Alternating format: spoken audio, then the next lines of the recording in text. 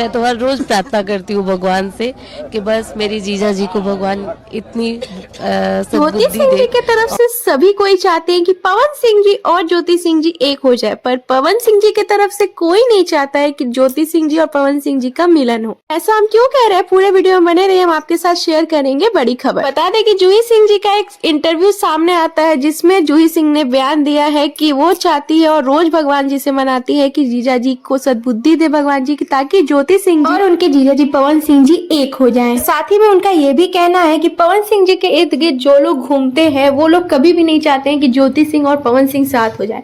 अगर ऐसा होता है तो उनकी रोजगारी बंद हो जाएगी, उनका घर नहीं चलेगा, ऐसा जूही सिंह का भी कहना है। और ज्योति सिंह जी ने भी एक इंटरव्यू में ऐसा बताया है कि पवन सिंह जी के आसपास के लोग बिल्कुल भी नहीं चाहते हैं कि उनका घर बसे। पर ज्योति सिंह जी की तरफ से पूरी कोशिश है कि पवन सिंह जी से वो तलाक ना ले। उन्होंने एक इंटरव्यू में भी कहा था कि वो तलाक लेना नहीं चाहती है, पूरी कोशिश करेंगे कि ये डाइवोर्स ना हो।